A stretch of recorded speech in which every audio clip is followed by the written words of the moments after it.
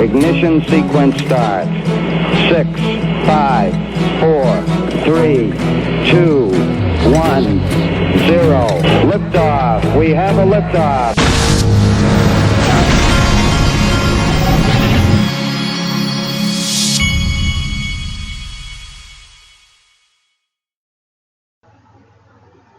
Hey everybody, this is the Digital Asset Investor, and I just got back from my son's school. He's 13 years old, and he was giving a presentation to the kids in his class as well as some of the parents. And I was sitting there watching him do this, and I had flashbacks to when I was a kid, and I remember just how scary that was when you're sitting in your seat about to walk up in front of the entire class. And I didn't think about it until I was driving home, but I'm sitting here behind a microphone every day talking to literally thousands of people. I looked yesterday, there have been over 8 million views of my videos in the last 8 months, and I cannot believe, never in 10 million years would I have thought that I would be speaking to that many people about anything. And so I really appreciate all of you that are listening, and I hope that I do a good job for you. I try to relay the information as best I can with some of my experiences and stories and such. So I hope that you all enjoy listening to me, and but it really, you start a YouTube channel or something like this, and you don't really think about all the people that are listening to you, that because you can't see them, even though you see them like on Twitter, and you interact in the comments sections, and you get bashed left and right, and a lot of people say nice things, but there's a big difference between that and actually sitting at a platform and realizing just how many people are listening. Well, enough about that, but I do appreciate everyone who listens to me. Let me show you something that it really blew me back, and it really shows you what is about to happen, folks. And I'll relay a story that goes with this.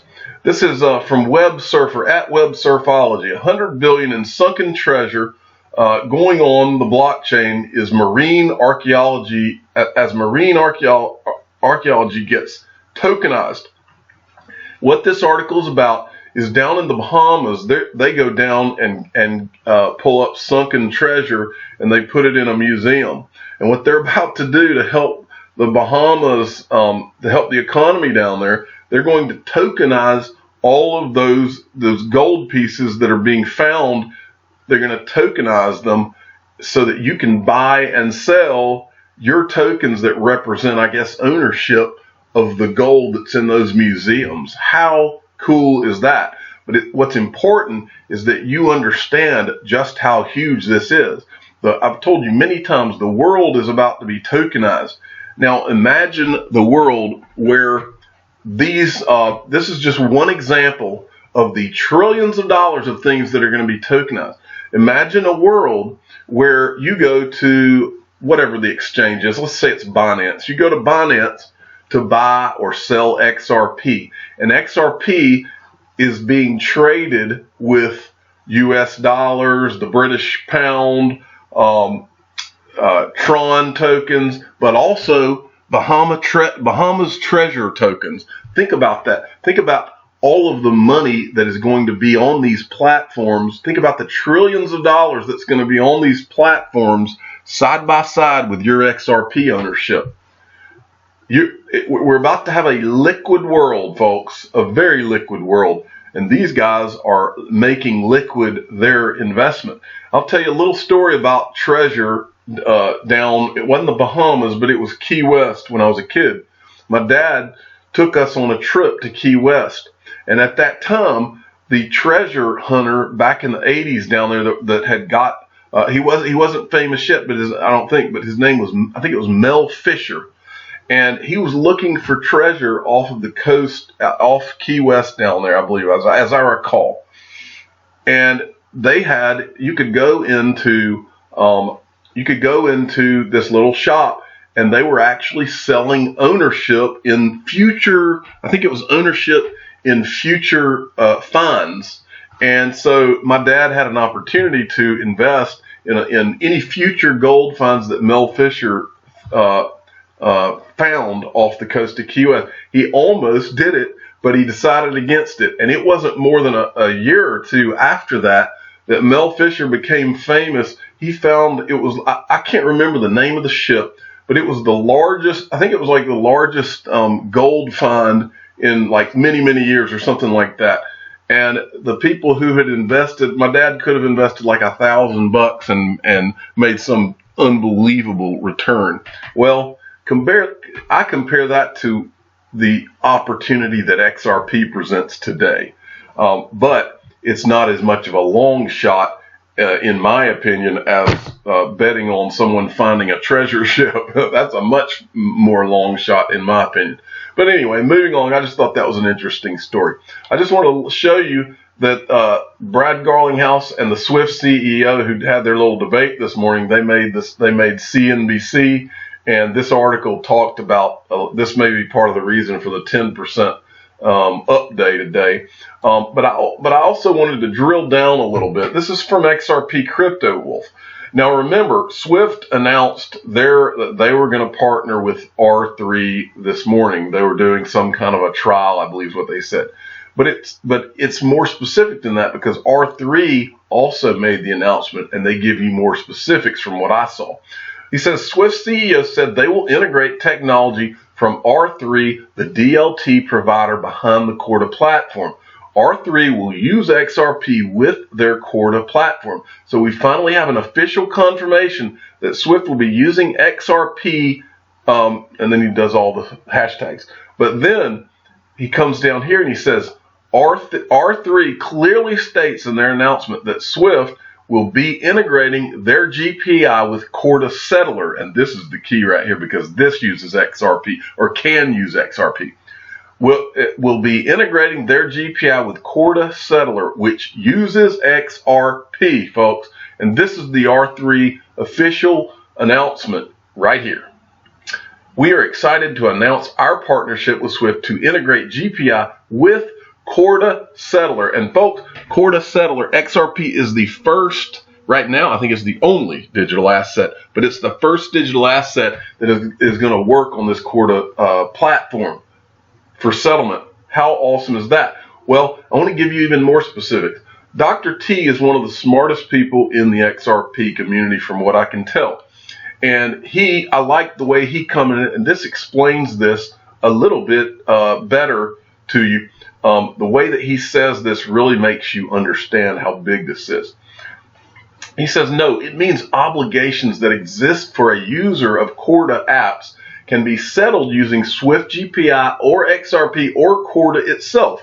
If you bought something on eBay, you can pay using PayPal, internal, or credit card, or cash on delivery. It doesn't mean PayPal is using cash on delivery. And then he goes on. If trial is successful, is incredible news for XRP, because it will immediately show something that people are in complete denial about, that people use Swift only because of network effects. But on Corda, you are on a level playing field, and XRP settlement will destroy Swift. I thought that was a pretty good the way he spelled that out. Okay. Moving on, this was from XRP Research Center at XRP Center. Definite follow. Also, if you haven't already, I think most people have, but if you haven't, at XRP Trump is the one there that you need to follow. And also, you might see, here's another one that's a follow, at Hayden Tiff. She's big in the XRP community. Okay, moving along. But this is from XRP Research Center, an announcement today. Stuart Alderati appointed as new Ripple Chief General Counsel. Professional background, 30 plus years of legal experience in banking, executive VP at CIT, executive VP at HSBC, managing counsel at Amex, partner in 2 law firms. I just wanted to show you this just to once again reiterate, these are the caliber people how many blockchain companies even have almost the level of people that are not just smart, educated, but connected and plugged into the financial world that Ripple has? It's not even close. I don't care what company you name, it's not even close. Okay, moving on. I wanted to show you this. I've told you just how powerful, and because to me, this has to do with your XRP holdings. The XRP community is hands down the most powerful community in digital assets, period. Nobody will deny that. A lot of people will say that we're all robots or something, but that's not true. I'm not a robot last time I checked. But this is from Forbes Crypto Markets. Now, not to confuse that with Forbes. Forbes Crypto Markets is Forbes Crypto Wing, of course. They say, at Forbes Crypto Markets, we have no control over what Forbes.com contributor writes. On occasion, we even wholly disagree. When an article by Forbes.com contributor is about crypto, do not assume it is a reflection of our methodology. Now, what they were doing is they were covering their butts here, because this person from Forbes, a contributor to a Forbes article, they wrote this article that was like anti-XRP, and like Ripple's got it was something to the effect of Ripple signs up a bank, so what? It was one of those FUD type articles. Well, but what's important here is that the community got the attention of Forbes and said, yeah, you know, if you're going to write things like that aren't accurate or aren't correct, then, you know, what are you thinking? You know, and I think they must have, Forbes Crypto Market must have caught wind of it. But the point is, and the point I want to make is, the Ripple community has a lot of power now. And so, and in my opinion, that is going to help in terms of adoption, and ultimately going to help in terms of XRP price. If you're part of the most powerful community that there is, and you're affiliated with not just the greatest digital asset ever created, but the greatest collection of brain power, talent, and connections of any digital asset company in the space, who also has billionaires in the company, how do you lose? In fact, the CEO of Swift made some comment at some point about how Brad Garlinghouse was a billionaire, and he was trying to, it was a put down or something, but he was basically inferring that Ripple is the Goliath instead of Swift. Moving on, I wanted to point out that Hodor did a blog, and he did a blog entry today, and it's called One Person Can Make a Difference. And what he's talking about is that there are many of you out there who may not have thought about even entering the fray, whether it's on Twitter or doing a blog or doing a YouTube channel. But he makes a point here that I wanted to make sure that I reiterated to any of you out there. You can make a difference. Look inward and ask yourself what brings you joy, what interests you.